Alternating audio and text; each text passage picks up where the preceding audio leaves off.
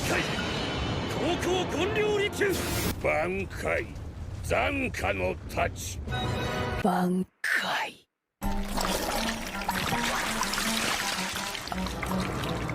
水無月挽回坂島横島八方塞がり挽回金シャラ舞踏だ挽回そうザビマル挽回八下の咎め挽回シャタツからがらしがらみの辻挽回北上天元明挽回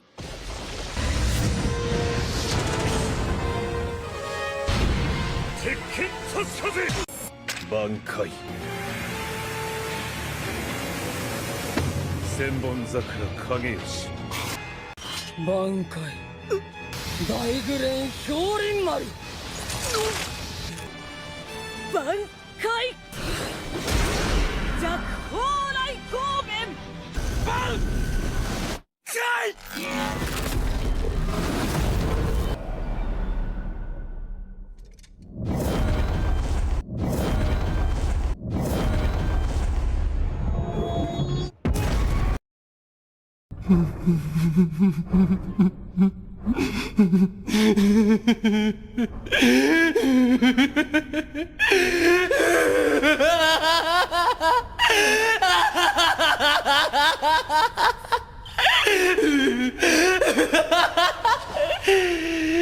僕がキラだ Eu sinto como se vivesse num mundo feito de papelão. Eu tomo cuidado constante pra não quebrar nada e nem machucar ninguém. Mas você aguenta, não aguenta o Darkseid?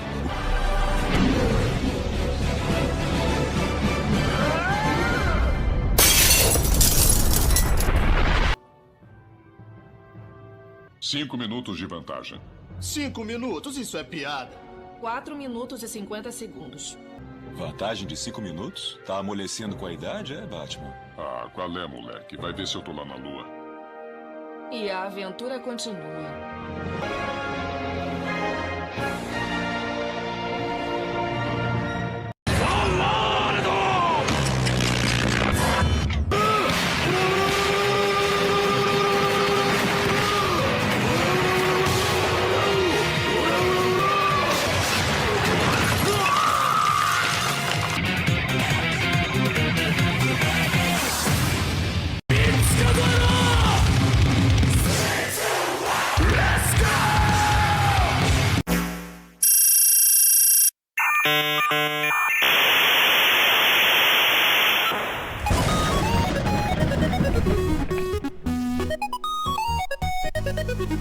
Fala pessoal, beleza? Como é que vocês estão? Ó,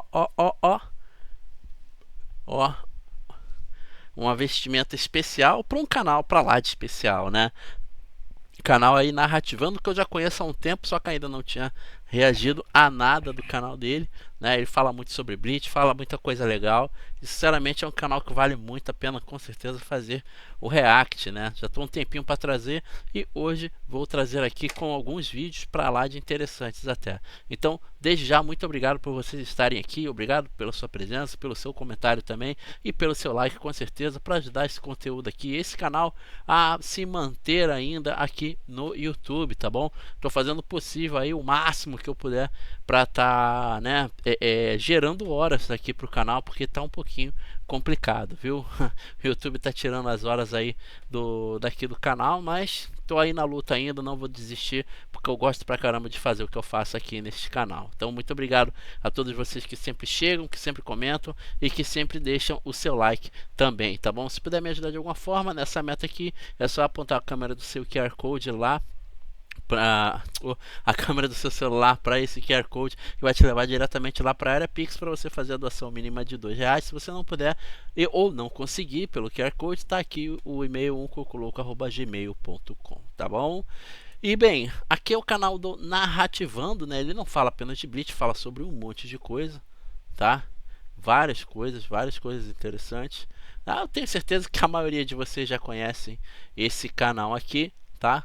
Então, bora dar uma olhadinha, vamos que vamos, e vamos ver qual é do primeiro conteúdo, né? Que é esse aqui, ó. O arco mais injustiçado de Bleach, só falam besteira. Análise narrativa Fullbringer. Vou deixar aqui a minha contribuição, né? Tem 2 anos esse vídeo, tá? Mas bora lá, bora saber o que... Tá. Bora saber aqui o que ele está falando nesse vídeo, né? Desde já, muito obrigado por você estar aqui. Bora lá, manda, Narras. O arco dos Fullbringers é o mais polêmico de Bleach. Alguns chamam ele de inútil, enquanto outros falam que ele é essencial para a história. Eu acho que ele é interessante porque ele mostra a transição do Ichigo de um menino para um homem já com visão de amadurecimento. Porque é assim que eu... Não sei se ele vai falar isso, mas é assim que eu vejo essa saga do Bleach, sabe? Do Fullbringer. É a saga em que ele deixa de ser o shonen para ser um seinen, né? Ser um pouco mais sério e tal. Claro que tem seus momentos ali de comédia e tudo mais, mas se a gente for olhar legal, a gente vê muito mais na trama o sofrimento do Ichigo por ele ter perdido os poderes, por ele não conseguir mais ver a galera lá da Soul Society, né? Então eu acho que é mais um arco de amadurecimento do personagem do que propriamente um arco inútil, ou um arco que não tem nada a ver assim com a história. E vale uma coisa até boa falar também, que é a animação desse arco. Ela é excelente, cara. Ela é excelente. Sinceramente, eu acho ela muito boa. Mas é minha opinião. Deixa eu ver o que o Narras aqui tá falando. Eu gosto da saga Fullbringer sim, tá? Tá na hora de acabar com o preconceito com esse arco e ver no que ele se destaca. Mas também vamos falar dos seus problemas. Vamos descobrir exatamente o que causa tanta divisão assim e falar sobre suas qualidades, defeitos e importância. Eu sou o narrador e hoje analisaremos o arco mais desvalorizado de Bleach, o arco do Agente Perdido, ou como é mais conhecido, o arco dos Fullbringers. Mas sobre o que é essa parte da história? Ela é meio que um recomeço para o Ichigo, fazendo paralelos e rimas com os capítulos iniciais da trama. Seu foco é dar mais desenvolvimento ao protagonista, e diferente de momentos intensos de ação da história até agora, esse ponto é bem mais íntimo do personagem. Isso. Todo o início trabalha a angústia do Ichigo de mentir pra si mesmo, de falar que tá tudo bem, quando na verdade ele se sente completamente excluído e frustrado por não ter mais seus poderes, e se sentir um peso para todos ao seu redor, visto que não pode mais ver espíritos. Essa sensação de tem algo de errado vai crescendo conforme a história passa. Pessoas estranhas, acontecimentos esquisitos, as suspeitas começam em cima do Ginjo e da Execution, mas depois o personagem começa até a suspeitar do Urahara e de seu próprio pai. Bom, não tá tão enganado e suspeitado do Urahara, que na minha opinião é o grande vilão final da obra de Bleach, né? Mas, enfim. Quem quiser saber dessa teoria, ela tá aqui no canal, beleza? Ele é mais perigoso que o Aizen, se eu não me engano. É essa capa, eu acho. Temos até momentos onde ele fica realmente ansioso, coração batendo forte, inseguro se pode falar com a sua própria família. Tudo acaba evoluindo da pior forma possível, e todos ao seu redor têm seu passado modificado por Tsukishima, um dos inimigos do arco, fazendo com que Ichigo seja o único que vive em uma realidade verdadeira. Mas se é o único, talvez ele que esteja na falsa. Ichigo fica tão encurralado e desesperado... Cara, até os traços são diferentes, cara. São um pouco mais sofridos, assim, olha só. Muito legal, né? Que deseja matar Tsukishima. É uma intenção real de matar outro ser humano, não só preenchida de desespero, mas também de raiva, frustração e vingança. É um desenvolvimento legal pro personagem, visto que Ichigo sempre quis apenas proteger e não realmente matar pessoas. Ele nunca tinha matado um Shinigami, até Kuruikaku, seu inimigo na época. Mesmo Hollows, que são espíritos malignos, quando adquirem consciência, ele evita matar, tipo Dordone. Estar disposto a matar um humano é algo bem mais complexo moralmente também, que o Ichigo nunca achou que teria que fazer. Todos esses elementos vão sendo muito bem construídos até uma outra grande revelação, mas a partir daí, acho que o arco acaba se perdendo um pouco. Sério, esse arco é diferente de tudo que você já viu em Bleach. O que era uma história de porradaria vira mais um thriller psicológico. É uma mudança drástica e ousada de estilo, e acho que o Kubo fez isso muito bem, dando um desenvolvimento necessário pro Ichigo, complementando principalmente a preparação do arco inicial. Para muitos, um personagem gritar seu objetivo pode ser uma demonstração de boa escrita. Afinal, é importante ele querer algo explícito, não é? Não exatamente. Não vou entrar muito nessa parte, mas precisamos entender que existem personagens com objetivos internos e externos. O caso do Naruto e do Luffy é externo, já do Ichigo é interno. E além do objetivo consciente, algo que o personagem normalmente fala pra nós, também temos a verdade e mentira narrativa de um personagem, sua real necessidade e objetivo inconsciente, por assim dizer.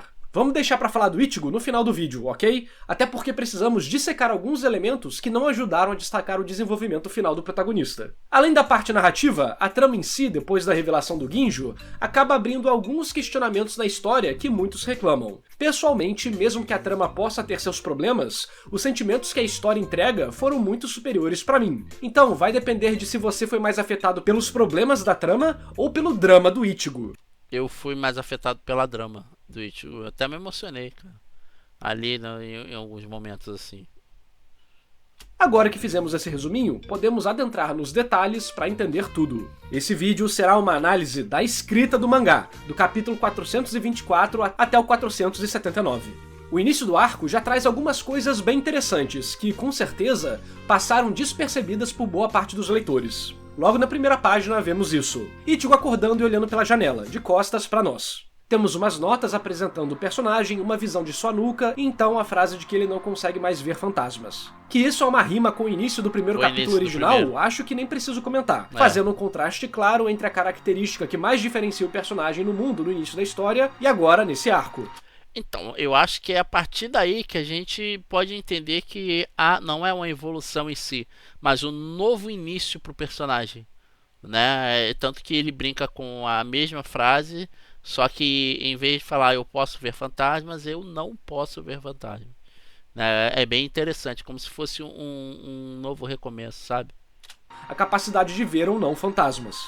Esse será meio que o clima da história, algo muito mais sóbrio e interno. Um detalhe visual legal dessa primeira página é que a gente não vê o rosto do Ichigo. O Kubo faz questão até de desenhar um close em sua nuca e nas costas. E por que isso é relevante? Isso mostra como o personagem está escondendo algo de nós, e dele mesmo na verdade. Todo esse drama de fingir que está bem, que vamos falar mais adiante. Mas não só isso. A arte de um mangá pode ser tão importante quanto o texto. Alguns artistas colocam muito mais foco e significado nas imagens. Afinal, artistas diferentes se expressam de formas diferentes. O Kubo gosta muito de trabalhar sutilezas, algo que é bem difícil, ainda mais quando a audiência quer saber de outras coisas, como porradaria intensa. No meu remake da análise da primeira temporada, eu vou fundo nessa característica do autor. Mas acho que isso pode ter sido algo que prendeu muitas pessoas que leram o mangá, e nem perceberam conscientemente, apenas sentindo o que tornava Bleach especial. Aqui é um pequeno exemplo contextual de uma imagem transmitindo uma mensagem.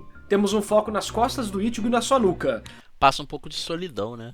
As partes mais vulneráveis de uma pessoa. Bem diferente do início da história, onde ele é apresentado batendo em geral com muita energia. Talvez você pense que eu tô ficando doidão, mas acho que a próxima página vai apoiar o meu raciocínio. Apesar de que sim, esse arco se focou menos em simbolismos e mais nas expressões faciais do Ichigo, que ficaram muito boas. Incrível. Mas nesse iniciozinho aqui, o Kubo já dá uma brincada. Temos uma página dupla que também faz referência à primeira página dupla da obra, mas note que os rostos das pessoas estão virados para trás, enquanto o Ichigo está virado para frente.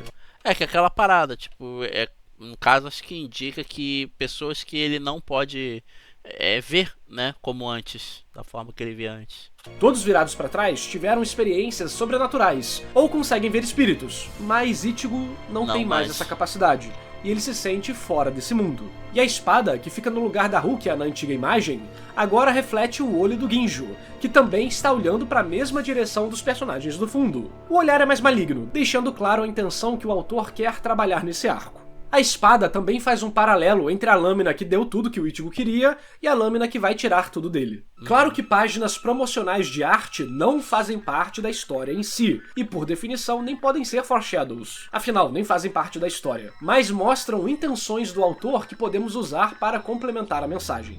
Depois rola uma exposição resumindo os acontecimentos anteriores e nos é apresentado um novo dia a dia do protagonista.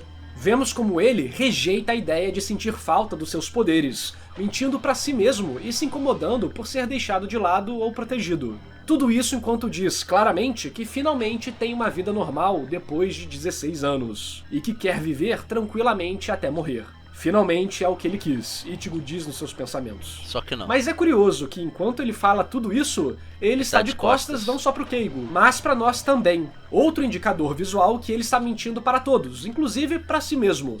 É como se ele estivesse falando a parada, né, mas de costas pra todo mundo, mas com o olho marejado, né? Tipo, triste e tal, ou expressando tristeza. Enquanto tenta se convencer de que é verdade. E o primeiro capítulo acaba preparando o grande mistério do arco. Afinal, por que aquele homem na rua também tinha uma insígnia de Shinigami substituto? Enfim, por ser um recomeço, parte do clima escolar volta a ser o destaque. Mas, diferente do primeiro arco, onde isso tem um trabalho mais cuidadoso e tempo para desenvolver momentos legais, aqui tudo acaba ficando denso demais. São muitos diálogos e momentos que podem até servir para estabelecer alguns elementos menos importantes, mas ainda está muito distante da âncora de interesse do arco. Então, meio que revive alguns problemas do início da obra, onde temos muita coisa, mas pouco desenvolvimento real. Quando temos momentos mais sentimentais e de luta, Kubo tem uma maestria indiscutível na quadrinização, mas quando rola essas comédias e cenas mundanas, parece que ele acumula muitos quadros, falas e momentos em pouco espaço. É como se ele soubesse que esse não é o ponto importante, então quer tirar tudo logo do caminho. Mas ao fazer isso, cria quase que uma barreira de coisas menos interessantes que podem cansar alguns leitores. Parece uma indecisão entre desenvolver os momentos ou ir pro que interessa logo, aí acaba que não faz nenhum dos dois. De qualquer forma, isso não dura muito, só 2 capítulos, e o Ginjo aparece de novo, intensificando os mistérios e começando a fazer a manipulação psicológica no Ichigo. Cara, o Kubo ele é brabo, né, cara? Olha o estilo do personagem. Foda, né, cara? Aparece de novo, intensificando os mistérios e começando a fazer a manipulação psicológica no Ichigo. Afinal, quem é Isshin Kurosaki? Quem é Urahara Kisuke? Ginjo questiona Ichigo se ele realmente sabe quem eles são, dizendo que o protagonista não conhece nada sobre sua própria família. E para nos deixar dentro da pele dele, Kubo mostra a Karin indo falar com Urahara. Toda essa parte é sensacional. Podemos ver literalmente nos olhos do Ichigo qual o seu estado mental. Conforme o arco vai passando, seu rosto vai ficando cada vez mais agressivo, seus olhos cada vez mais rabiscados, suas olheiras maiores, as sombras cada vez mais sinistras. Quando ele vê Karin saindo da casa do Urahara, ele começa a suar, sem entender mais o que está acontecendo. O que estão escondendo dele? Seus amigos não parecem mais os mesmos? Ele se sente excluído? Até a própria família tá o deixando de lado? É aí que Ginjo consegue fisgar o protagonista, atraindo seu interesse e gradativamente ganhando sua confiança. Vocês têm noção do quão intenso isso é? Ginjo consegue atingir o que mais importa para Ichigo, sua família e amigos. Aqueles que ele fazia de tudo para proteger, agora parecem apenas estranhos. Isso acaba piorando uma característica do personagem, que é não confiar em quem ele protege, sempre achando que precisa fazer tudo sozinho para evitar a mesma tragédia que ele causou à própria mãe. Ele se sente tão acuado que se torna incapaz de perguntar o que está acontecendo para sua própria família. Enquanto está em casa, começa a ficar receoso de onde seu pai pode estar, pensando que se tivesse seus poderes poderia localizar ele. Depois Ichigo o encontra junto de Urahara, mas se esconde com medo, inseguro se pode confiar em seu próprio pai. O pior é que temos frases bem ambíguas, do Urahara falando que o Isshin pode roubar o futuro do próprio filho e tal. Parece algo mó maligno, mas no caso é que estão planejando devolver os poderes, e isso será algo que mudará a vida do Ichigo pra sempre. É, porque é aquela parada, ele tá sem poder nenhum, então ele pode viver uma vida normal, né? Mas a partir do momento que ele ganhar os poderes de volta, a figura muda, né? Tudo muda. Ele não vai ser mais uma pessoa normal, né? Sem poderes e tal. Tirando o dia a dia normal que ele tanto quis. Tudo vai se tornando mais pessoal, mais intenso, e um dos atos mais cruéis de um vilão de Bleach. Boa parte sendo apenas manipulação psicológica, sem usar os poderes do Tsukishima ainda, que vão tornar tudo mais problemático no futuro. A sensação de algo estar errado começa só a crescer, e até outros personagens começam a sentir isso. Enquanto lia Bleach, esses momentos foram o que mais me fisgaram emocionalmente. Eu meio que entrei na paranoia do personagem, conseguia sentir a ansiedade dele crescendo, ficando cada vez mais encurralado, e no futuro ficando desesperado com todos se voltando contra ele. Sinceramente, é a melhor parte de todo esse arco, disparado, e foi o que mais me causou emoções enquanto eu lia a obra toda. Por isso acho que o arco dos Soulbringers recebe muito ódio injustamente. Eu nunca li Bleach no mangá. Quer dizer, eu já tentei ler Bleach no mangá, mas só anime mesmo. Olha só que coisa bonita, cara. Muito bonito, hein? A criação de todo o suspense foi ótimo, e o personagem sofre da pior forma que vimos até o momento, deixando em destaque temas importantes para o desenvolvimento dele. Ichigo começa a história não querendo se envolver e odiando ver fantasmas. Então, ao receber poderes, não quer a responsabilidade, mas conforme o tempo passa, ele aceita essas responsabilidades, manifestando isso na luta contra o Aizen e no sacrifício que faz com o Mugetsu. Após realmente aceitar a responsabilidade, ele perde seus poderes. E agora finge que não os queria desde o início. O que é engraçado, né? Que aquela parada tipo... Toma água. Não, não quero. Não quero. Não gosto d'água. Mas você, quando você não bebe, você sente falta. Mas isso vai o levando cada vez mais pro fundo do poço. Esses pontos movimentam bem a história. Mistérios sobre o Isshin e Urahara, o que tá acontecendo debaixo dos panos. São coisas que tinham potencial para momentos incríveis. Mas não foi exatamente isso que aconteceu. Antes de chegarmos lá, dá like no vídeo e se inscreve no canal porque temos muitos vídeos de Bleach ainda. Foi. Essas análises dão um baita trabalho para serem feitas, então apoie o canal. A partir de R$5 você pode ver vídeos antecipadamente, ter acesso a lives exclusivas que ficam gravadas, área VIP no Discord e muito mais. Enfim, apesar da história se complicar mais pro final do arco, não quer dizer que chegar até lá seja ruim. É bem pelo contrário. Temos o ataque do Ishida, a entrada da Execution, a revelação dos Fullbringers e que o Chad está envolvido, e também a capacidade do Ichigo recuperar seus poderes. Ao escutar sobre essa possibilidade, o protagonista dá uma surtada, mostrando como realmente se sentia esse tempo todo. Infelizmente, é mais ou menos aqui que a saúde do Kubo começa a piorar. Vemos cada vez mais mensagens nas contracapas falando que ele sempre está doente, que os remédios têm efeitos colaterais fortes, mas que se não tomar, fica com mais febre ainda. De qualquer forma, o Ichigo acaba conhecendo os Fullbringers, e rola um paralelozinho legal com os personagens. Ichigo sempre disse que queria se livrar dos seus poderes, e é exatamente isso que os Fullbringers também dizem, e ambos estão mentindo. Isso acaba sendo uma manifestação do drama interno do Ichigo, e por ele estar se enganando, acaba não percebendo como aquelas razões são estranhas, e as outras diversas provas de que tem algo esquisito acontecendo. Vamos vendo a preparação gradativa desses novos personagens, que é até ok. Descobrimos sobre suas personalidades e poderes conforme interagem com o Ichigo. O treino estava indo bem, mas algumas coisas conflitantes começam a acontecer. Por exemplo, narrativamente, experimente Kinder Bueno, crocante e super cremoso. É mais que um chocolate, é Kinder Bueno. Você fez as contas, mas os Foi planos mal, gente. mudaram? Não deixe o imprevisto te travar. é o Chad que dá a resposta pro Ichigo, mesmo que o Kubo tenha tentado mostrar que o Ichigo teria a mesma ideia. Eu entendo que o intuito do arco aqui não é ele receber os poderes, mas sim ser enganado e perder tudo. Mas a cena aqui é construída para ser uma superação do Ichigo, e essa resposta que vem de fora tira parte do valor do personagem em conquistar esse desafio. A questão não é o treino em si, mas o processo de desenvolvimento do personagem. Ele também supera alguns outros desafios fora de tela. Tipo a ideia da jornada do herói, né? Ele encarar a jornada e conseguir superar os desafios sozinho, né? Acho que são decisões como essa que fazem o treinamento dele parecer tão sem sal.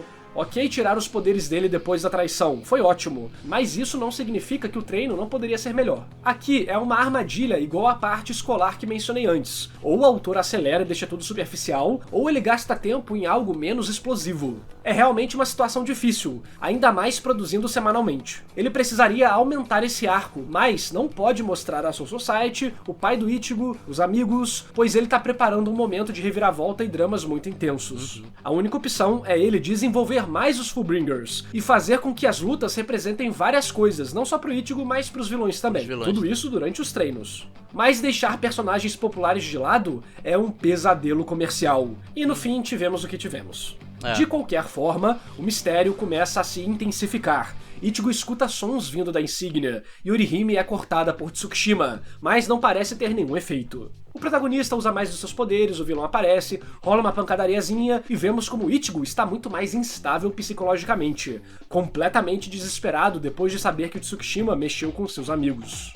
A partir daqui segue tudo mais ou menos o que eu falei. O mistério fica ali por trás, Ichigo treina, rola um desenvolvimento dele, dos secundários, mas em geral é tudo muito contextual, preparando para o grande momento. Tudo parecia estar indo bem, seus amigos estavam ok, seus poderes retornados, sua relação com os Fullbringers estava boa, mas ao chegar em casa, suas irmãs falam que um primo distante apareceu. Sentado no sofá está Tsukishima. e Ichigo tem uma severa crise de ansiedade.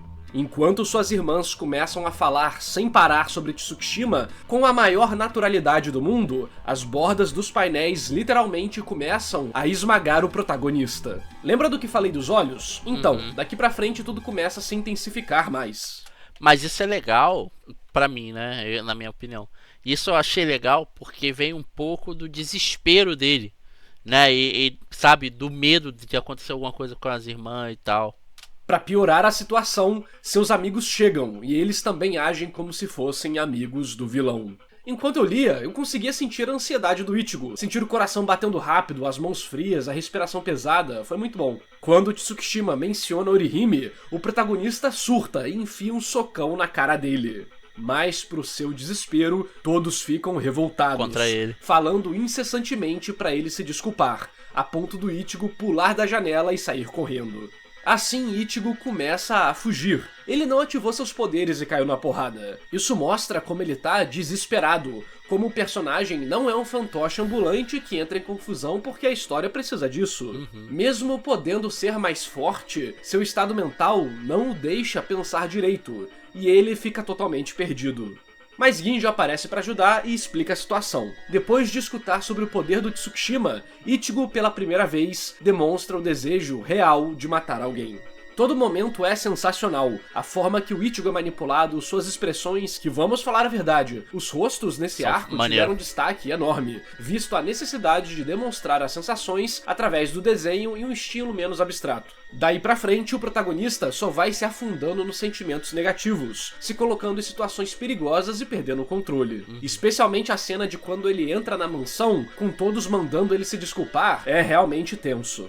Tudo piora quando Shed e Orihime ficam do lado do Tsukishima.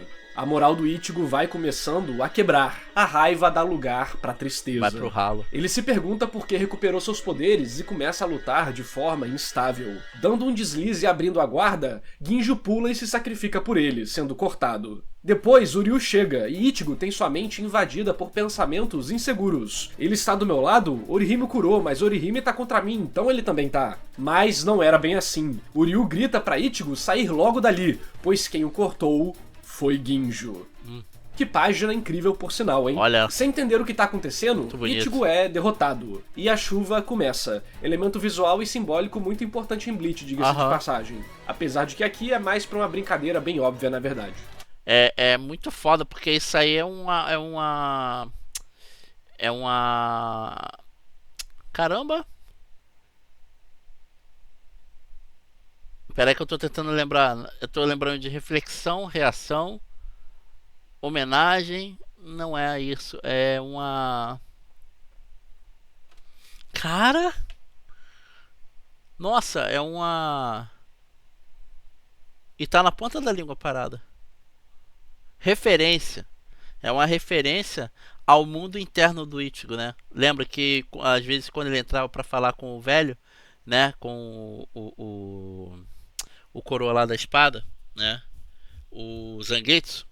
Tem alguns momentos em que tá chovendo, né? Ou então quando tudo tava cheio d'água, alagado, né? Tipo uma referência assim. Legal. Foi mal, gente, a demora. Eu tava tentando lembrar. Seus poderes são roubados, e Ichigo começa a chorar, desesperadamente. Finalmente admitindo sua real necessidade, que ele queria os poderes, que ele precisava desses poderes, mas não sabia como os recuperar. Por 17 meses, ele teve que suportar ser um inútil, e depois de arranjar um jeito de recuperar e proteger a todos, isso aconteceu. Se levantando em frustração, seu peito é perfurado por trás, e ele vê seu pai Urahara saindo debaixo de um manto de invisibilidade. Ah, legal pra caramba. Sem mais esperanças, ele chora. Não, vocês também? Mas ao olhar melhor, Hulk é quem a viu perfurado, assim como no início da história, e a chuva para. Cara, não tem como, essa parte é muito hype, e é a hora da recompensa depois de tanta tortura. Ichigo emerge da fumaça com um novo uniforme Shinigami e uma Zangetsu modificada. Ginjo fica todo abusadinho e toma um golpe, se achando ainda mais poderoso por ter resistido ao famoso Getsuga Tenshou. Pra infelicidade dele, aquilo só... Olha só que legal, olha a diferença do rosto. Porra, cara, muito legal. Muito legal.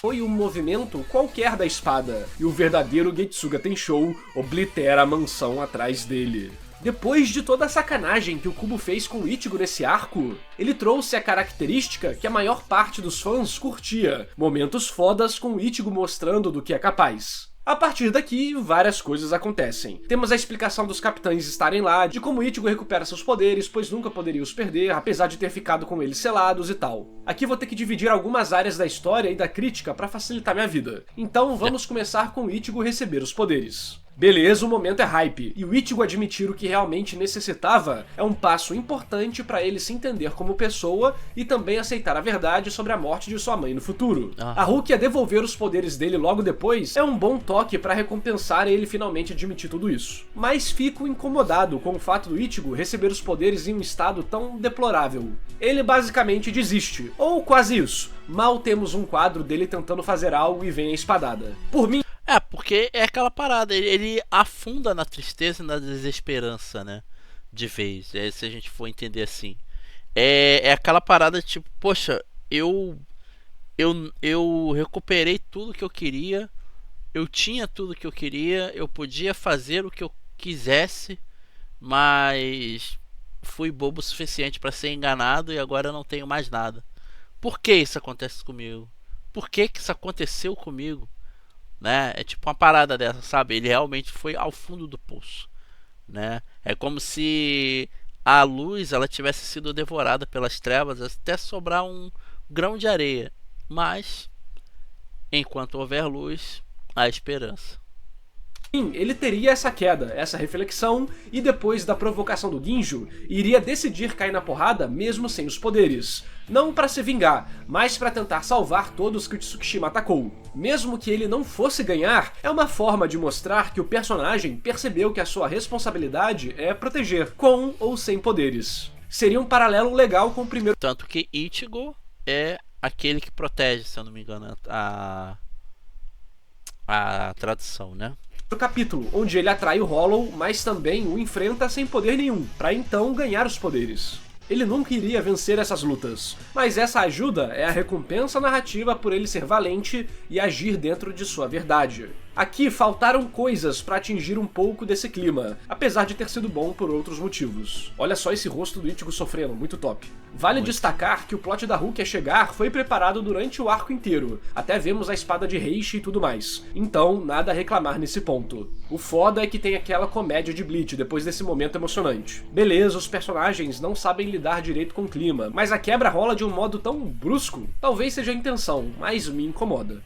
Partindo pra luta com o Ginjo abrupto, em si, né? Temos a revelação de que ele foi o primeiro substituto de Shinigami, e isso responde o mistério da outra insígnia no primeiro capítulo. Descobrimos que o negócio serve para monitorar, e faz uma conexão legal com o que o Kitaki fala lá no fim do arco da Soul Society. É interessante porque começa a fechar umas pontas soltas. Mas o momento da é sacanagem, né? O Ichigo tava sendo vigiado. Grande revelação que o Ichigo estava sendo monitorado não tem impacto nenhum. O personagem meio que já superou a manipulação psicológica, então não tem espaço para ele ficar igual quando o Aizen disse que planejou tudo. O pior é que nem temos muitas informações do porquê tudo isso seria tão ruim assim. Então eu nem senti dificuldade do Ichigo escolher um lado, porque o drama do Ginjo simplesmente é jogado. Beleza, monitoravam ele, e daí? Ok, meio escroto, mas o suficiente para fazer tudo isso? Provavelmente... Eu fiquei muito puto quando eu descobri isso aí, mano.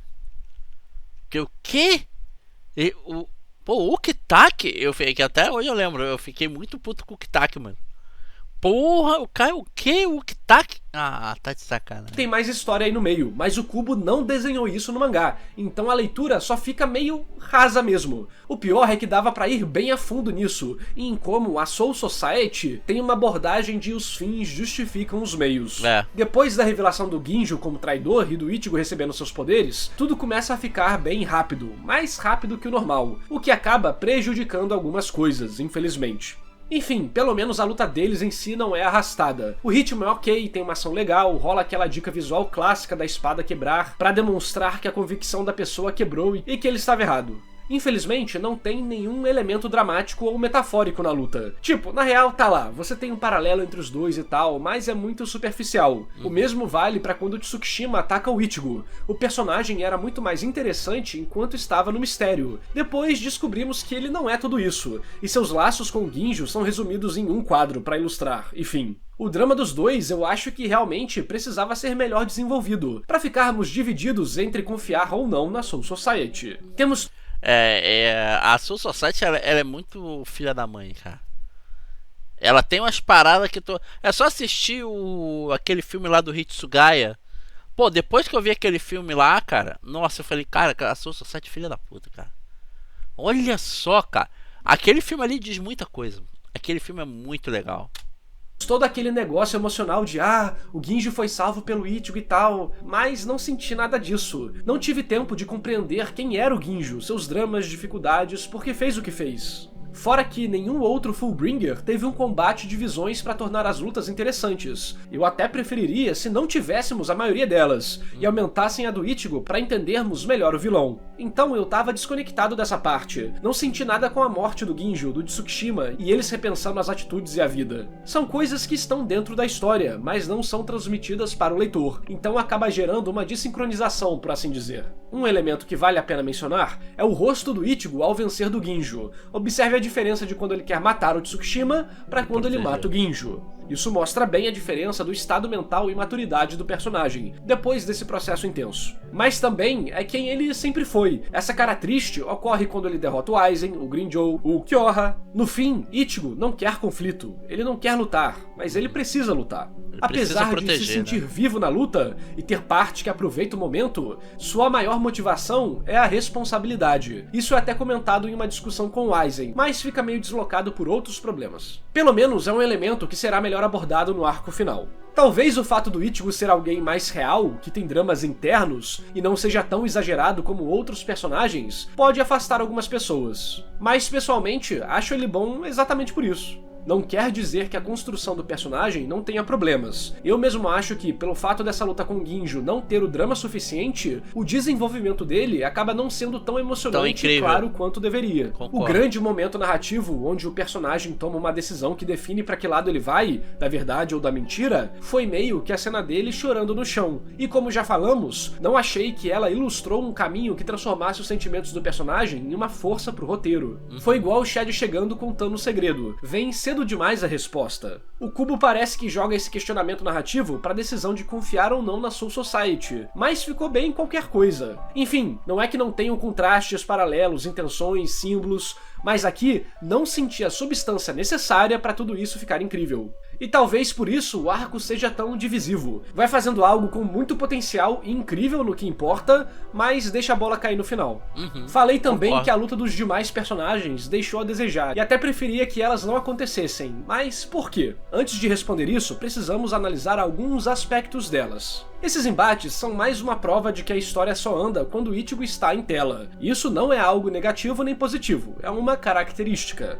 E história andar significa termos elementos que realmente impactem a trama. Claro que temos algumas informações relevantes e contextos, mas Bleach é basicamente a jornada do Ichigo e seu drama interno. Um exemplo de como fazer isso bem é quando a luta dos secundários revela mais sobre esses secundários, questões sentimentais, suas visões e o passado deles. Então, por mais que não mova a trama, essas lutas terão valor. Mas eu acho que o fato da história só andar com o Ichigo em tela talvez seja o motivo da obra ser divisível em alguns pontos, visto que o Kubo acabou criando personagens tão amados que teve que dividir o foco, mas isso é assunto para outro vídeo. E bota personagens amados aí, meu irmão, é muito personagem, cara, é muito personagem.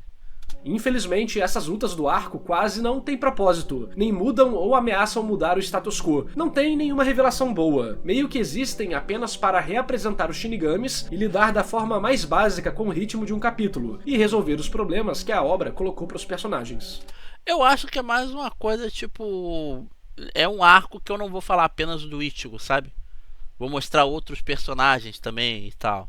A luta do Hitsugaya talvez é a mais fraca, é útil na história, mas é tudo feito de forma tão superficial, sem conflito real ou drama. Já a do Byakuya é muito mais interessante, faz um paralelo muito legal com a Soul Society. Outra que achei bacaninha foi da Rukia, a do Renji foi qualquer coisa. Em geral, eu concordo com a decisão do Kubo de acabar com algumas lutas de forma rápida, tipo a do Zaraki. Afinal, alguns personagens nem são abordados direito. Só que vários probleminhas acabam se juntando e podem deixar o leitor decepcionado por não ter uma entrega legal no momento de ação. Então vou falar das 3 lutas dos secundários que eu mais gostei. A do Byakuya foi útil por expandir os conceitos do Tsukishima, que serão utilizados no futuro, mas foi legal por reapresentar a parte rigorosa e disciplinada do Byakuya. Durante a Soul Society, ele aceita executar a irmã, pois sente que precisa manter a ordem. E se ele não a manter, então qual o sentido da Seireitei? Aqui Tsukishima entra no passado do Byakuya, como seu melhor amigo de infância, salvando a vida dele e tudo mais. E mesmo assim Byakuya o derrota, falando que era grato por tudo que Tsukishima fez nesse passado alterado, mas que ele era inimigo do Ichigo, e isso era motivo suficiente para ele não hesitar em o matar.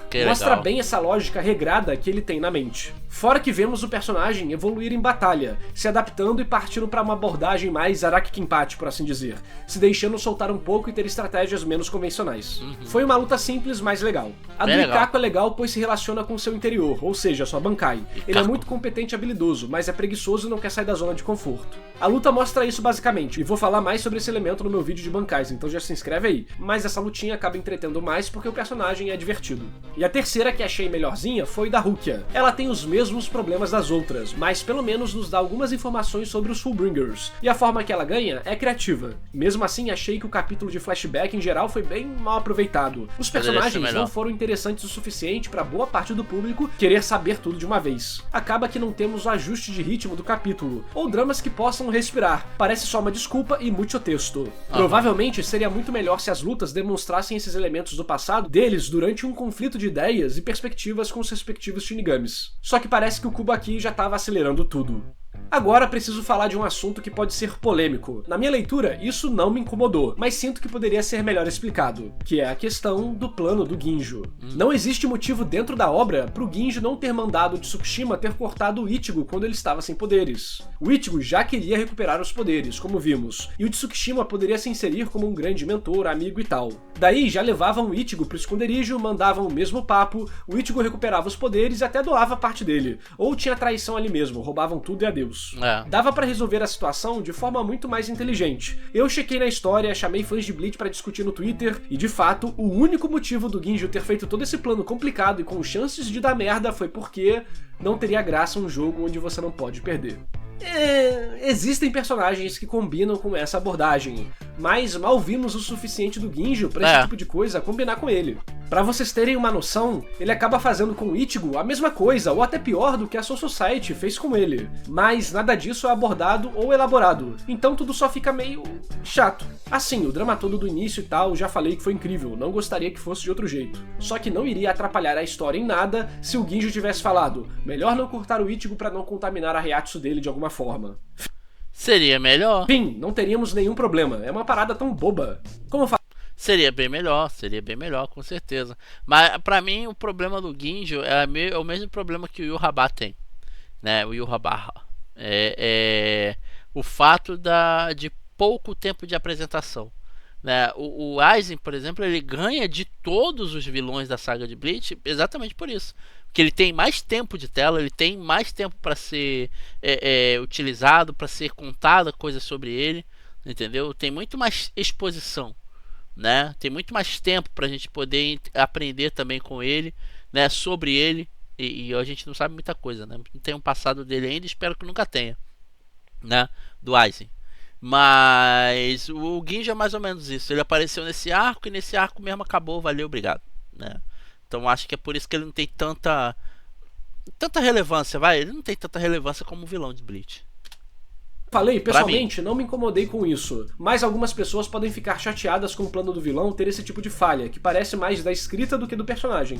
Apesar de todos os problemas que comentamos, principalmente dessa parte final, tudo até a revelação do Ginjo e a Rukia aparecendo me pegou de forma tão forte que eu adorei o arco. Finalmente tivemos um drama mais pessoal pro Ichigo, entendemos mais sobre ele e como se sentia perdido. Afinal, só tinha 16 anos, não sabia o que fazer nem na faculdade. A cena do The Blade Smee começa nesse arco. Se ele não tivesse vivido isso, isso, seria impossível chegar naquele ponto. Então, pra mim, é inconcebível quem fala que esse arco é filler ou que é um lixo. O final tem seus problemas, sim, tem, mas caramba, sua janela de atenção só te permite se focar nos últimos 5 segundos do arco? Olha quanta coisa boa tivemos, não só na parte da escrita, mas também de como a leitura dele é rápida e os quadros impactantes. Sim. A forma que a história se manifesta está nas páginas, e ignorar como elas são feitas é ignorar a forma que o autor encontrou de te passar a trama. Não precisa ser conhecedor de quadrinização, eu mesmo não sou o mais qualificado do mundo pra falar disso, mas o simples fato de olhar pras imagens e pensar, por que ele fez assim? Já vai te fazer ganhar uma apreciação enorme, não só por Bleach, mas por todos os mangás que você lê. De qualquer forma, existem mais elementos que precisamos comentar do arco, e eu não soube onde colocar no vídeo. Então vamos lá bem rápido. Muitos perguntam por que o Ichigo não usa mais a máscara a partir desse arco. Se você perceber, durante a história a máscara vai se transformando, mostrando como cada vez mais o Hollow está tomando controle do Ichigo. Mas depois do Mugetsu, Ichigo aceita esse lado dele. O primeiro passo para entender que o Shiro não é só uma parte dele, é um espírito da Zanpakutou. A última vez que a máscara aparece é aqui, ó. É a última vez que ela aparece. Tipo, cobrindo aqui, né? Mas sim, ele mesmo. A máscara é um símbolo de como Ichigo rejeita a si mesmo, então depois que ele supera isso, a máscara vai embora. E Fullbring não é uma raça, e sim uma habilidade. Ou seja, Ichigo é humano, Shinigami, Hollow e Quincy. Nutella Be Ready, o recheio único de Nutella com wafer leve e crocante, pronta pra saborear. 파피로스에 오신 것을 환영합니다. 이 작은 불씨에서 당신의 여정이 시작됩니다. 서두를 필요는 없습니다. Por mais que gostem de zoar falando que é uma mistureba, tudo tá na história desde o capítulo 1, como eu já mostrei em outros vídeos. Sim, tem dicas bem óbvias do Ichigo Quincy desde o capítulo 1 e várias durante o arco. O Zangetsu e o Rabá até ensinam como usar a plataforma de Reatsu da forma Quincy, isso lá no treino com Urahara ainda. Não só isso, como todos esses elementos entram em um conceito que poucos ocidentais vão conhecer, que é o Mitama. Basicamente um conceito shintoísta que fala que as coisas não possuem só uma alma, e sim várias. E uma famosa linha de pensamento diz que são 4. Temos a alma harmoniosa, a humana, estado natural relaxado, a alma selvagem, bruta e violenta, que aparece quando as pessoas estão sob grande risco, que são os Hollows, a alma feliz ou da sorte ou do destino, que são Shinigamis, e a alma sábia ou maravilhosa, capaz de causar transformações e curar ferimentos, que são os Quincy. Além de terem sido base para os conceitos das raças principais de Bleach, isso é representado literalmente no Ichigo. Por mais que eu concorde que alguns pontos de desenvolvimento poderiam ser mais óbvios ou mais intensos, inclusive falo disso nesse vídeo, as coisas não foram só tiradas do nada. Ainda falando do Ichigo, esse é um arco que tem riscos menores de certa forma, mas isso não o torna ruim. Mas termos um time skip onde o protagonista fica mais fraco, de certa forma pode incomodar muita gente, independente delas entenderem ou não o tema e a função disso. É, porque o pessoal não entende, não sei se eu tô errado também, mas a galera eu acho que não entende que a ideia desse arco é mostrar o amadurecimento do Ichigo, né? Pelo menos eu entendo que é assim, eu não sei se quem curte aí Bleach ou já viu várias paradas do Narrativando aqui, se concorda com o que eu tô falando. Eu vejo esse arco do Bleach como o amadurecimento do Ichigo, entendeu? É onde ele sai do shonen e entra no seinen. Mas isso aí sou eu falando, né? É o que eu acho. É algo parecido com Thorfinn de Vinland Saga, e com o que o autor de Jojo falou no livro dele sobre como escrever mangás. Se seu protagonista cai moralmente, vamos dizer assim, os fãs vão ficar muito bravos. E como ficaram, a galera queria ver o Ichigo sendo fodão. Bem, de qualquer forma, acho que fica claro como as pessoas falam besteira quando dizem que todos os arcos de Bleach têm a mesma história. E quando vem algo diferente e bom, reclamam do mesmo jeito. No fim, quem quer só reclamar nunca vai parar pra discutir na moral sobre qualquer assunto. Eu sempre achei que as pessoas faziam tempestade em copo d'água com as reclamações de Bleach. Você vê a mesma coisa acontecendo em vários outros shonens e às vezes até casos piores e simplesmente babam ovo. E isso não é desmerecendo as outras histórias. Acho que todas têm seus pontos positivos e negativos, e prefiro ser o mais justo possível com elas. O que sempre me incomodou em Bleach não era nem exatamente o que estava nas páginas, mas sim o potencial de diversos elementos incríveis que o Kubo acabou deixando de lado. Por exemplo, temos o plot da Karin Shinigami, ou detetive espiritual, nesse arco, mas é só abandonado. Na guerra final temos vários casos assim também. Entendo que o Kubo já estava com o tendão rompido, mas como fã, é revoltante ter premissas e possibilidades enormes que não são trabalhadas. A verdade é a seguinte, o arco dos Fullbringers é polêmico. Eu sou defensor dele, mas entendo quem liga mais pra ação ou pra consistência do plano ou inteligência do antagonista. Só que independente do que você acha, o arco é muito desvalorizado e merecia mais amor da fandom de Bleach. Concordo. Mas independente do que você acha, o arco é muito desvalorizado e merecia mais amor da fandom. Só que eu quero saber é da sua opinião, o que você acha do arco? Vamos conversar muito aí nos bom. comentários. Aproveita e dá like no vídeo e se inscreve no canal. Pretendo falar muito de Bleach ainda. Quem é apoiador recebeu esse vídeo antecipadamente, então apoie a partir de R$5 para ganhar acesso aos vídeos e vários outros benefícios, como lives exclusivas que ficam gravadas. Ou seja, tenho dezenas de horas de conteúdo para você. Fora que também temos área VIP no Discord e muito mais. Todos os links para apoio estarão na descrição e comentário fixado. Então, esse aí foi o vídeo falando sobre os Fullbringer, cara, e, porra, é uma saga que eu gosto muito. Mas tá achando que acabou? Acabou não. Tem mais. Calma aí, rapaz. Eu vou ver só um vídeo do cara, né? Por favor. Aqui, ó. Você não entendeu nada sobre as bancais, né? Então, vamos lá. Vamos de like aqui, tá? Esse vídeo tem quanto tempo? Tem 2 anos. Então, bora lá. Uma das coisas mais legais da ficção são os sistemas de poderes de cada história. Ki, Chakra, Stand, Snen e, obviamente, a Reiatsu em Bleach. Mas muitas vezes, dentro desses mundos, temos formas especiais de usar esses poderes, que acabam criando ícones da cultura pop japonesa. Como, por exemplo, o Kamehameha e a Bankai, que apesar de ser uma técnica amada por fãs de Bleach, sinto que ainda não é totalmente apreciada como deveria. Por isso, hoje vamos falar sobre o seu significado e o que ela realmente representa. Eu sou o narrador e tá na hora de descobrir porque a Bankai é mais que um poderzinho. Boa. Antes de entendermos completamente a Bankai, precisamos entender a Shikai. E já na escrita em japonês, começamos a perceber aquelas brincadeiras que autores japoneses gostam de fazer, especialmente o autor de Bleach. Esses são os kanjis que compõem a palavra. O primeiro kanji, lido como shi, significa primeiro, e o segundo, lido como kai, significa liberação. Fica bem óbvio, né? O significado é primeira liberação, ou liberação inicial. Apesar de ter um significado mais simples, ser algo mais prático para um Shinigami e ser menos investigado pela comunidade, a relação da Shikai e da Bankai é essencial para entendermos a obra, pois a Shikai é a manifestação parcial da alma de um Shinigami, ou seja, um recorte de sua identidade. E isso é mais importante do que parece. É tipo uma pequena fração, né? Pois as Zanpakutos são a manifestação do espírito daquele indivíduo, o refletindo de forma mais profunda até do que ele realmente se percebe. Esse processo de refletir o que alguém realmente é se conecta com o que, na minha visão, é a base para todos os elementos mais interessantes da Shikai e da Bankai, que é o fato da Shikai representar o eu exterior do personagem, e a Bankai representar o eu... Porra, eu tenho em algum lugar esse pôster bonitão assim, desse tamanho, tá em algum lugar ali. Interior.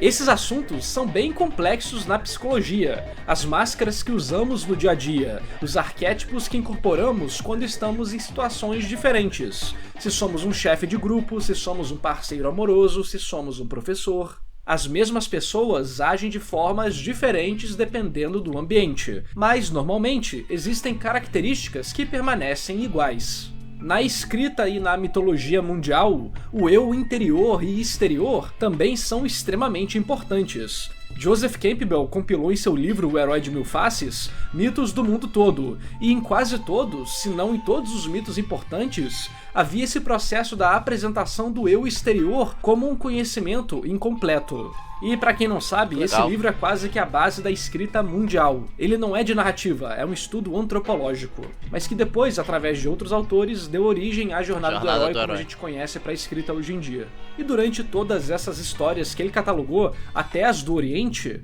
o personagem entrava em contato com um mundo especial, às vezes místico, às vezes simplesmente fora de sua zona de conforto, e ao passar por diversos problemas, acabava por revelar quem realmente era, e ele entendia isso, entrando em unidade consigo mesmo.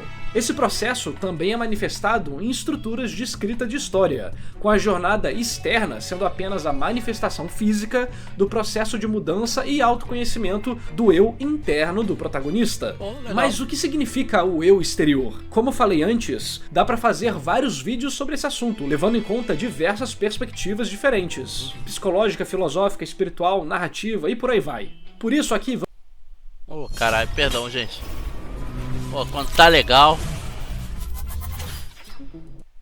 Vamos definir o eu exterior como algo que o personagem quer acreditar que é. É sua percepção sobre si mesmo, mas não qualquer percepção superficial. É como ele realmente se enxerga, não é uma mentira, nem uma visão deturpada, é parte dele. Mas como ele não conseguiu reconhecer as partes mais profundas de si mesmo, ele não consegue levar esse aspecto escondido em consideração, então é uma percepção incompleta, apesar de honesta. E essa busca para descobrir o que você não sabe sobre si mesmo será a forma principal de um Shinigami evoluir. Em Bleach, a própria questão do eu e de descobrir quem realmente somos é algo em destaque. Logo no início da série, temos o irmão da Orihime, que se tornou um monstro e nem se reconhece mais. Então Ishida aparece, bradando a identidade de um Quincy que odeia Shinigamis, mesmo que não odiasse Ichigo, apenas por ser a máscara que o representava. Máscara, dá pra fazer um vídeo só sobre isso, mas não vai ser hoje. Então já se inscreve no canal e dá like no vídeo pra não perder nenhum conteúdo de Bleach. Fundo nos meus vídeos de análises de arco, vou deixar o link para assistir aqui na descrição. Depois do Ishida, temos o próprio mistério do Ichigo e seus poderes, e entramos literalmente no mundo interior dele, e temos todo o processo do personagem de descobrir o que é esse Hollow que tá dentro dele, que na verdade é ele mesmo, representando seu gosto pela violência na luta, e não só para proteger. Também rola o descobrimento de suas origens, e do passado em relação à morte de sua mãe, que influenciou fortemente a sua identidade. No arco dos Fullbringers, quando ele perde seus poderes, ele finge que está bem, pois foi o que sempre quis. Mas agora que obteve isso, se sente incompleto, perdido sobre o que é sua própria identidade. A busca do eu também aparece no drama do Ulquiorra, ao tentar entender o que é um coração, e morrendo ao, finalmente, compreender algo que era a antítese de sua existência. Podemos dizer que até o Aizen busca um significado para o seu eu, ao tentar atingir o status de Rei das Almas e dar sentido à sua vida, que sempre estava em busca de encontrar alguém igual. Já Yhwach deseja que seu eu permaneça eterno, ao criar um mundo sem morte. Ambos vilões incapazes de compreender seus respectivos mundos internos e trazendo o caos ao mundo externo, enquanto são a manifestação do ego puro. Dois seres que se consideram deuses, intocáveis, que se sentem no direito de mudar toda a existência à sua volta, todo o exterior, para que tudo se adapte a como eles se expõem ao mundo. São dois personagens que buscam mudar o mundo à sua volta à força, rebaixando todos os outros. E destruindo todo e qualquer indivíduo que apareça na frente deles, né? E é literalmente o fim justifica os meios. Inclusive, o Yhwach literalmente divide parte do seu próprio eu dentro das pessoas, se manifestando em todos os Quincy's, espiritualmente em seus poderes e até psicologicamente dentro de Ichigo, que precisa conviver com essa identidade fragmentada dele mesmo. No fim, em maior ou menor grau, todos estão perdidos, buscando satisfazer seu eu externo ou entender seu eu interno. O que se relaciona muito bem com a mentira e a verdade narrativa, que basicamente refletem esses aspectos sobre querer algo que não é o que você realmente precisa. O mais legal é que esses elementos do eu externo se manifestam fisicamente na Shikai. Soifon se apresenta como uma ninja silenciosa, fria, calma, orgulhosa, eficiente. Sua Shikai é um espeto que mata seus alvos com 2 golpes. Kyoraku se apresenta como um capitão tranquilo, relaxado, que não leva as coisas a sério. Preguiçoso, eu diria. Mas quando o negócio pega também... Mas tem uma malandragem interior, que vai acabar com você se você der bobeira. Sua Shikai é um jogo de crianças japonesas, onde tudo parece simples e descontraído, mas que é letal. Byakuya se apresenta como um nobre que segue as leis, que não deixa seus sentimentos atrapalharem a tradição e que se mantém longe da plebe. Suas Shikai são fragmentos minúsculos de sua espada que refletem a luz, ganhando uma tonalidade rosa como flores de cerejeira. Algo elegante, refinado e nobre, enquanto ele fica distante e não faz nenhum movimento. Yumichika ou Yumichika, não sei como é que fala, literalmente tem 2 Shikais, pois chama sua espada de um jeito que ela não gosta. Fujiko-jaku. Propositalmente para mascarar quem ele é, um usuário de magia que quer permanecer em um batalhão onde só usam força bruta, e por isso ele se esconde. E claro, Ichigo, um jovem rebelde que se revolta contra as estruturas hierárquicas, arcaicas, que preferem seguir regras absurdas e matar alguém do que se questionarem sobre as coisas bizarras que estão acontecendo. Como ele é representado? Um jovem delinquente de cabelos laranjas, coisa que é relevante no Japão. Veja meu vídeo sobre o arco para mais informações. E também usando uma peixeira gigante. Uma peixeira. Um facão que nem é uma espada direito. Verdade. Novamente, parte do sentido simbólico se esconde nos kanjis, que são esses que estão aí na tela agora, que significam respectivamente cortar ou decapitar e lua. Essa questão de decapitar até parece com uma guilhotina ou um cutelo, não é? Mas normalmente as pessoas se preocupam mais com a parte da lua. E ela é bem legal mesmo. No Zen budismo significa iluminação espiritual. E no folclore japonês, que é uma mistura de budismo com shintoísmo com um monte de coisa, a lua também é um símbolo para divindades. Lembra da Kaguya de Naruto? Espero que eu não tenha ativado nenhum trauma aqui. Então, ela é inspirada levemente no conto da princesa Kaguya, a princesa deusa que veio da lua. Acho que se você se interessa por Bleach, sempre deve ter pensado, por que Zangetsu significava aquele que corta a lua? Ou o algoz da lua?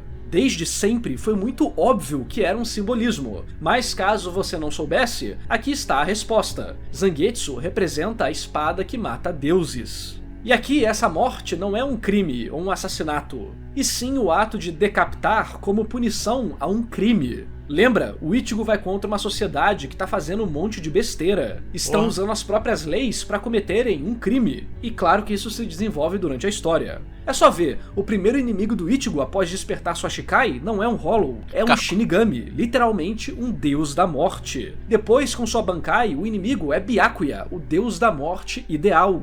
Então os grandes antagonistas são Aizen, governante do submundo e aquele que quer se tornar Deus, e o Rabá, literalmente o filho de Deus, com poderes onipotentes. Fora que Ichigo também corta aquela pessoa que já foi dividido no passado. Não vou falar explicitamente aqui para não dar spoiler. Só que, mais uma vez, temos uma figura divina, cortada ou derrotada por Ichigo. É o rebelde, o algoz ou o vingador, que luta contra forças estruturais que esmagam um indivíduo. Mas, e quando você atinge o autoconhecimento? É aqui que entramos na Bankai. A tradução oficial é liberação final, mas quando vemos o kanji usado para ban, temos uma manji, um símbolo ancestral usado por diversas religiões do mundo todo, inclusive no budismo japonês. Sim. O uso dela para a palavra ban é bem esquisito, e você não vai encontrar de cara em nenhum dicionário. E é sabido que a manji, em todas as culturas, significa diversas coisas ao mesmo tempo. As estações, norte, sul, leste, oeste, yin yang, universo, iluminação espiritual, pro budismo, as pegadas ou o caminho de Buda e muito mais. Em japonês, ela também pode significar o ideograma que está na posição de número 10.000, ou seja, o último símbolo, o absoluto. Podemos perceber que liberação final é muito pobre perto de todo o simbolismo que existe na construção desse conceito em Bleach, visto que a manji representa na Bankai a parte do autoconhecimento, de se iluminar, de estar completo consigo mesmo e com o universo. Que legal, hein? Poxa. Minecraft. Pra cada você, um Telegram. Foi mal, galera. Como já sugeriram na internet, uma tradução mais fiel seria a liberação de tudo que eu sou. Tudo isso se conecta com o que falamos sobre a apresentação do eu exterior e a busca do eu interior. Em Bleach, é dito que para se obter a Bankai, é necessário subjugar o espírito de sua espada e o materializar no mundo físico. Isso parece contradizer o que falamos, mas não, pois raramente a sua Bankai irá representar seu eu interno completamente logo de cara. Calma aí que eu tenho que mostrar uma parada pra vocês. Segura aí. Bora lá, olha o que eu tenho aqui pra mostrar pra vocês, ó, ó, ó. Haha, que legal, ó. Aqui. Ó. Que legal, né? Ó. Só que não é de verdade não, né? É de madeira aqui, ó. Pô, mas é muito legal, né? Aqui. Ah. Que legal. Muito foda, cara. Muito foda. Vamos aí. E esse aqui eu me dei de presente tem 1 ano mais ou menos. Aqui. Que legal, né? Eu só tirei ele daqui de dentro uma vez. Nunca mais tirei de novo.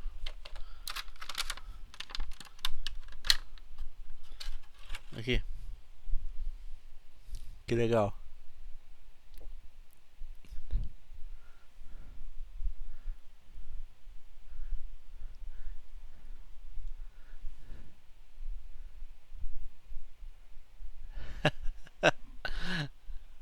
Bem legal, cara. Pô, sou muito fã de Bleach, mano.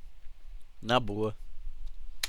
Assim como todo o processo de autoconhecimento, o processo de se dominar a Bankai é constante e vem em várias etapas. Você atingir a Bankai dessa forma não é nada mais do que apenas entender uma parte de quem você realmente é. Mas para realmente dominar a verdadeira Bankai, você precisa de algo muito mais profundo, que é se tornar um com o espírito dela, pois o espírito da Zanpakutou sempre foi você. É exatamente isso que Ichigo faz durante sua jornada, com a conclusão no arco final. Não é mais a lâmina e eu, como na edição 8. Ah, tá, aqui ó. Os outros. Bem legal, né? Ó. Eu tô querendo comprar o Ichigo branco, esse aqui e esse aqui. Aqui, esse. E esse também. Tô querendo comprar. Nem aceitar a lâmina a compreendendo, como no treino do Dangai. E sim, a lâmina sou eu. Isso sempre foi explícito em Bleach. Os personagens mesmo explicam a forma de treinar sua Bankai. Não é lutando, não é treinando. Claro, isso ajuda a se acostumar, mas a real forma de se dominar a Bankai é pela meditação, chamado de Jinzen na série. Para despertar mais técnicas e a própria Bankai, o Shinigami deve conversar consigo mesmo e se enfrentar, muitas vezes se machucando de verdade, pois os danos no mundo interior são refletidos no corpo físico. Ou seja, o processo de olhar para dentro vai nos machucar. Mas é exatamente onde temos mais medo de olhar que é onde está o que mais precisamos encontrar. E nem vem comentar com algum materialismo bobo. Aqui a gente está falando de conceitos mais abstratos de autoconhecimento e de se entender como pessoa, elementos que se manifestam em tudo na nossa vida, desde o nosso dia a dia até a arte que a gente consome, pois essa é talvez a maior busca do ser humano, se compreender e compreender seu propósito aqui. E como falei, esse processo vem por etapas, então é possível você despertar só uma parte dele. E se você só atingir percepções superficiais sobre seu eu interior, sua Bankai vai estar incompleta, ou até mesmo se manifestar de forma diferente. É o caso do Renji, por exemplo, o macaco que olhava para o reflexo da lua e tentava a alcançar, um conto japonês representado na relação de Renji e Byakuya, inclusive no poder da Bankai, que se estica para enfrentar seus oponentes. E qual é o primeiro oponente? Byakuya, seu capitão. Outra Bankai incompleta, além da do Ichigo durante a série, é a do Ikkaku. O Shinigami é habilidoso, tendo até treinado Renji, alguém de patente maior que ele. Mas o que há além disso? Apesar de ser um exímio lutador, Ikkaku adora bebidas e festejar. Ou seja, ele quer ser forte, mas só até o ponto que permita que ele viva uma vida descompromissada. Ele até fala isso de certa forma, ele não quer que os outros saibam que ele tem uma Bankai, senão ele teria mais responsabilidades, e não teria tempo pra ele. Ou seja, Ikkaku é preguiçoso, tem potencial, mas está confortável e não quer sair do lugar. E como sua Bankai se manifesta? Como uma das Bankais mais memes de Bleach. Exagerado. Em questão de poder, ela se manifesta de forma incompleta, mas reflete ele perfeitamente. Hozukimaru precisa que Ikkaku acorde ela, e isso demanda tempo e energia, só aí que ela começa a funcionar. Ele mesmo diz, Hozukimaru é preguiçosa, mas ele não percebeu ainda que Hozukimaru é ele. É ele. Às vezes o usuário até atingiu seu autoconhecimento, mas ainda o rejeita. Podemos ver isso com o Soifon. Lembra do que falamos? Ela se apresenta como silenciosa, orgulhosa, fria e calma, mas quando ela está perto da Yoruichi, ela mostra quem realmente é, alguém explosiva, barulhenta, emotiva e dependente. E como é sua Bankai? Um enorme foguete. O melhor é que ela nem consegue usar seu poder sozinha, precisando de ajuda de outras pessoas. O exato oposto da imagem que ela gosta de transmitir para os outros. Também há Bankais direto ao ponto, como as do Komamura, um cão leal a quem o deu valor.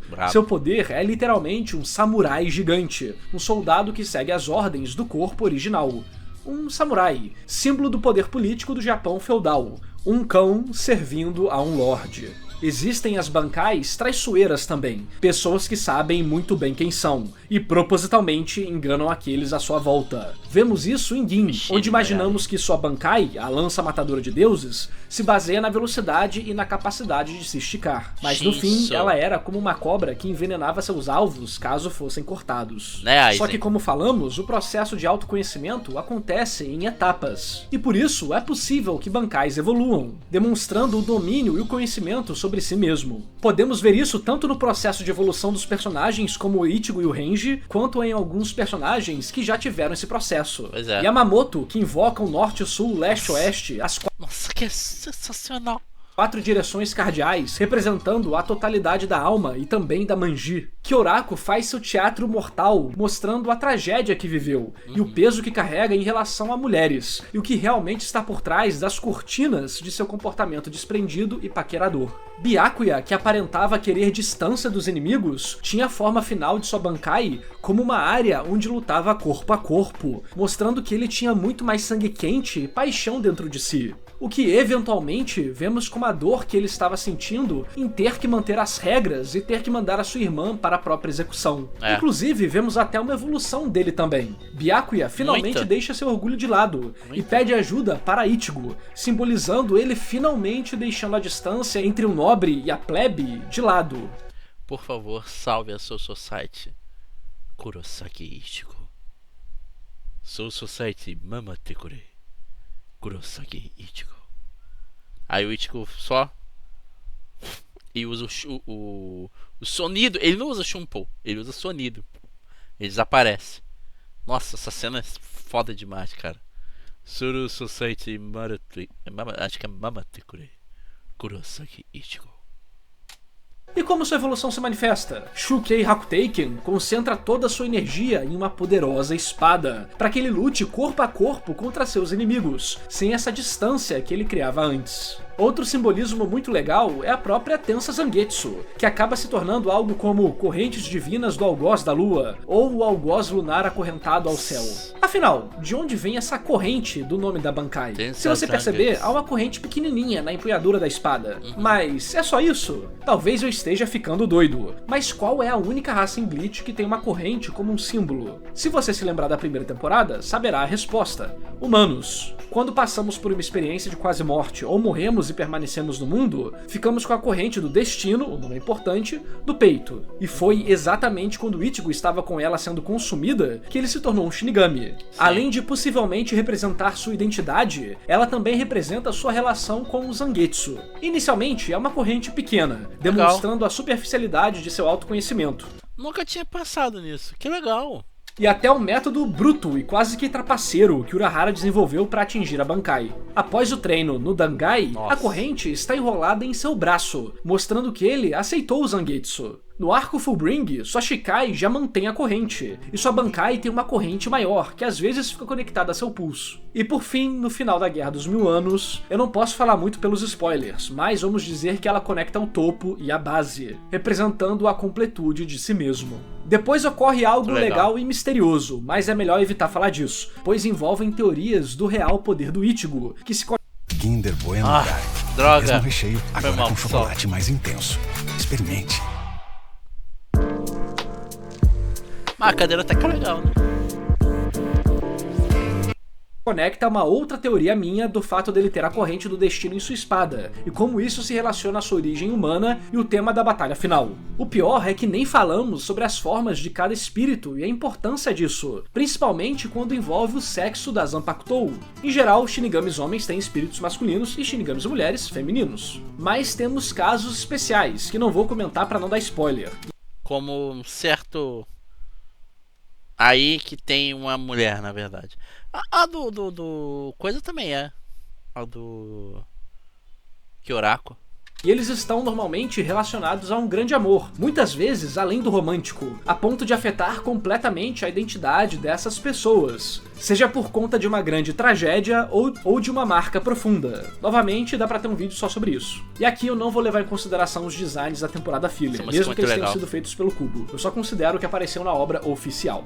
Poderes representarem os personagens é uma das coisas mais legais dos shonens, e existem vários que fazem isso, não é algo exclusivo de Bleach. É normal achar conexões visuais, simbólicas e até informativas entre poder e usuário na ficção. E também é normal que cada artista prefira trabalhar sua arte de um jeito diferente, quem diria. Sim. Alguns serão mais diretos ao ponto, outros serão mais sutis, e cada abordagem tem seu valor e um público que gosta. Eu, pessoalmente, adoro a forma que Bleach faz. Sinto que sempre estou aprendendo algo novo sobre a obra. O próprio Kubo já falou em entrevistas que ele sempre gostou de deixar esses quebra-cabeças metafóricos e simbólicos na história. Por mais que isso possa ter atrapalhado a história em alguns momentos, coisas que eu critico nos meus vídeos analisando a série, se permitir ver a arte de um artista como uma expressão humana bela, completa e falha ao mesmo tempo, é algo que enche meu dia de animação. E também me revolta por não poder compreender completamente as brincadeiras de kanji que o autor faz com os poemas em cada edição, por exemplo. Ou até de viver em um país onde as pessoas não dão valor para esse tipo de arte. Ou até arte em geral, diminuindo um artista por ele se expressar de diversas formas.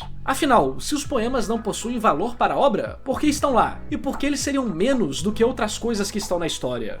Não, mas ele não faz sentido para quem não entende, né? Para quem já entende e tem uma certa familiaridade ou então intimidade com a obra de Bleach, por exemplo, como igualmente a mim e a vocês, quem é fã da obra, né, vai ver que há sentido sim, né? Na Guerra dos Mil Anos, então, poxa, o que mais tem é isso aí no anime, né? Eu acompanhei Bleach mais pelo anime do que pelo mangá, e eu tô querendo comprar o mangá para ter como coleção, sabe? Para deixar guardado e tal, porque acho que até hoje é a obra assim que eu acompanho ainda, e quanto mais eu vejo, mais eu me apaixono, sabe? Embora eu seja muito fã de Street Fighter Victory e de Jojo também.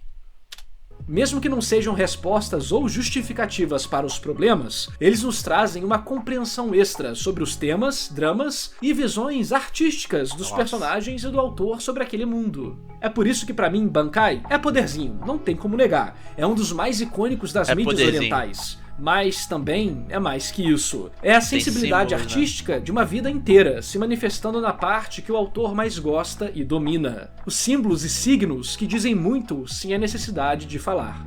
Bem, essa é a minha interpretação, e quero muito saber qual é a sua. Concorda? Discorda? Vamos conversar aí nos comentários. Legal. Esse vídeo é só um recorte, eu tenho certeza que vocês vão ter muita coisa pra adicionar aí nos comentários. Quem sabe um dia a gente não faz um vídeo mais completo ainda, ou a parte 2. E será que foi tudo intencional? Olha, algumas coisas eu acho que sim, mas outras pra mim parecem mais uma consequência de interações interessantes entre personagens que têm um núcleo muito forte. E o simples fato deles viverem nesse mundo e interagirem uns com os outros vai fazer com que o processo de autoconhecimento deles, seja uma evolução ou seja a manifestação de algo que já aconteceu, se torne algo muito bacana de se observar e acabe representando elementos abstratos que às vezes até o próprio Kubo não percebeu. Aproveita, dá like no vídeo e se inscreve no canal. Se você...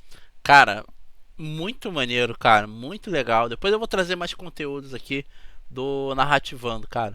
É muito legal, é legal demais quando a gente vê alguém que sabe o que tá falando e ama o que tá falando, né? Isso é muito legal porque traz muita propriedade pra análise em si, né? Eu já conhecia já o Narrativando, ó, há um tempão. Na verdade eu conheci primeiro o Bleach Brasil, né, lá do DC, depois que eu vim conhecer, alguns anos depois até, que eu vim conhecer o Narrativando. Antes disso eu não conhecia, né?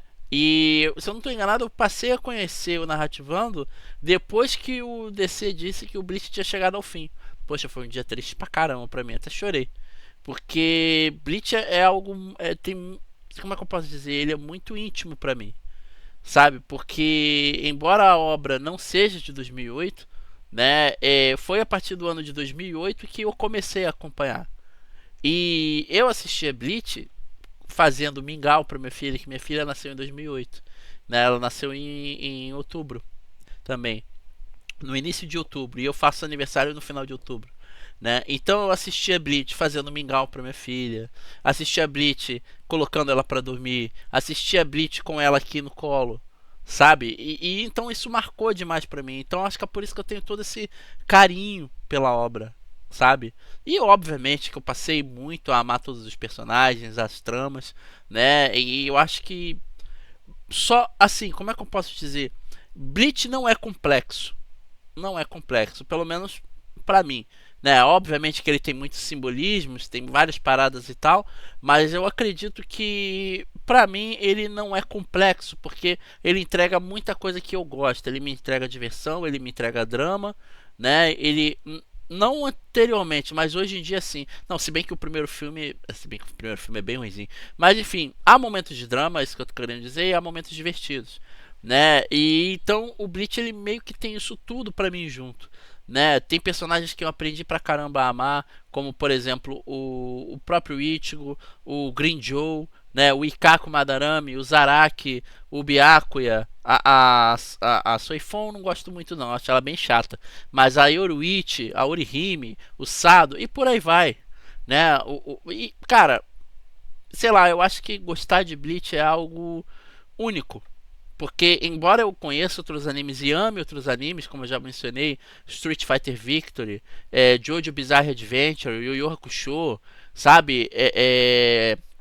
Shurato, entre outros animes, eu acho que o Bleach ele se destaca por ele ser, pra mim, bem diferente e ter essa intimidade, sabe? Comigo, eu ver Bleach, eu ver lembrar de muita coisa legal, né? E eu acho que toda essa memória que tem no anime eu consigo sentir sempre que eu vejo de novo o anime, independente de qual arco seja, sabe? Eu sou muito fã de Bleach, eu gosto bastante, né? Eu sei que pra você de repente não faz sentido nenhum isso que eu tô falando, mas cara, pra mim Bleach ele é muito íntimo, gosto pra caramba.